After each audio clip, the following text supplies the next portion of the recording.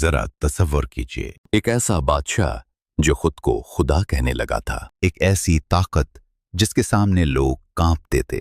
फिर एक दिन उसका सब कुछ पानी में डूब गया। सवाल यह है, अल्लाह ने फिरौन को क्यों गर्क किया? क्या सिर्फ उसका गुरूर उसकी तबाही का सबब बना, या उसके पीछे कोई और बड़ी हकीकत थी? ये कहानी सिर्फ एक जालिम हुक्मरान के अंजाम की नहीं, ये हक और बातिल के फैसले की कहानी है। फिरौन, मिस्र का ताकतवर हुक्मरान, एक ऐसा शख्स जो अपनी कुव्वत के नशे में इस हद तक चला गया कि उसने खुद को रब कह दिया। और फिर अल्लाह ने उसके मुकाबले में एक नबी को खड़ा किया, हजरत मूसा। ये वाक़या कुरान मजीद में कई जगह बयान हुआ है। ये सिर्फ तारीख नहीं, ये हर ज़माने के इंसान के लिए एक सबक है। मिस्र की सरजमीन, शानदार महल्लात और एक हुक्मरान जिसका दिल सख्त हो चुका था। फिरौन ने बनी इसराइल को गुलाम बना रखा था। इन पर जुल्म की इंतहा हो चुकी थी। उनके बेटों को कत्ल किया जाता और बेटियों को जिंदा छोड़ दिया जाता। इसी दौर में हजरत मूसा की पैदाइश हुई। उनकी पैदाइश खुद एक आजमाइश थी। अल्लाह ने उनकी वालदा के दिल में डाला कि बच्चे को दरिया में डाल दें। सोचिए, एक माँ का दिल और अल्लाह का हुक्म। वो बच्चा जो खतरे में था उसी फिरौन के महल में पहुंच गया। यहीं से कहानी का रुख बदलने लगा। वक्त गुजरता है, हजरत मूसा जवान होते हैं। फिर अल्लाह का हुक्म आता है, फिरौन के पास जाओ। बेशक वो सरकशी में हद से बढ़ गया है। हजरत मूसा अपने भाई हारून के साथ फिरौन के दरबार में पहुंचते हैं। वहां गुरूर और ताकत का नशा छाया हुआ था। हजरत मूसा अलैहिस्सलाम ने कहा, मैं रब्बुल आलमीन का रसूल हूं। फिरौन ने इनकार किया और कहा, मैं ही तुम्हारा सबसे बड़ा रब हूं। यहां से हक और बातिल का टकराव शुरू हो गया। हजरत मूसा ने अल्लाह के मोजज़े दिखाए।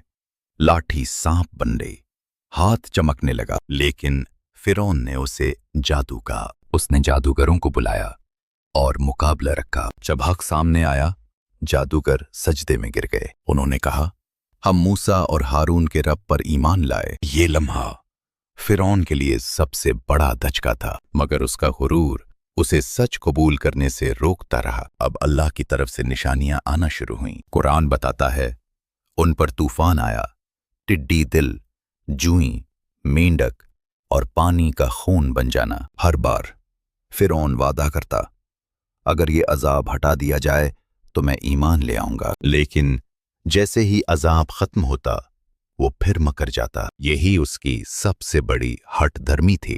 फिर अल्लाह ने हजरत मूसा को हुक्म दिया, अपनी कौम को रात के वक्त लेकर निकल जाओ। यही वो मोड़ था जहां फैसला करीब आ गया। रात का अंधेरा, खामोशी और एक सफर जो तारीख बदलने वाला था। हजरत मूसा अपनी कौम को लेकर निकलते हैं। सुबह होती है, फिरौन को खबर मिलती है। वो गुस्से से भर जाता है, अपनी फौज के साथ पीछा करता है। आगे समंदर, पीछे फिरौन की फौज। बनी इसराइल घबरा जाते हैं।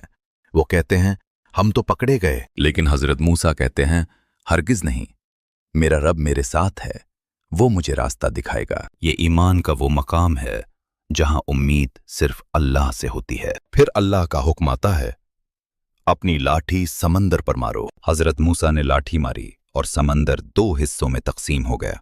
पानी दीवारों की तरह खड़ा हो गया। बनी इसराइल उसमें से गुजरने लगे। ये अल्लाह की कुदरत का अजीम मोजिज़ा था। फिर फिरौन भी इसी रास्ते में दाखिल हो गया। उसका गुरूर आखिरी लम्हे तक बाकी रहा। जब वो बीच में पहुंचा तो अल्लाह का हुक्म आया और पानी वापस आ गया। फिरौन डूबने लगा। उस वक्त उसने कहा, मैं ईमान लाया उस रब पर जिस पर बनी इसराइल ईमान लाए। लेकिन अब बहुत देर हो चुकी थी। अल्लाह ने फरमाया, अब जबकि तुम पहले नाफरमानी करते रहे। फिरौन गरक हो गया और उसकी लाश क़यामत तक आने वालों के लिए निशाने इब्रत बना दी गई। ये वाक़या हमें सिखाता है, गुरूर इंसान को तबाही की तरफ ले जाता है। जुल्म का अंजाम हमेशा बुरा होता है। अल्लाह की कुदरत के सामने कोई ताकत नहीं। आज भी अगर इंसान अपनी हद भूल जाए तो उसका अंजाम फिरौन जैसा हो सकता है, और अगर कोई अल्लाह पर भरोसा करे तो नामुमकिन भी मुमकिन हो जाता है। अपना ईमान मजबूत रखिए, अल्लाह पर भरोसा कभी मत छोड़िए।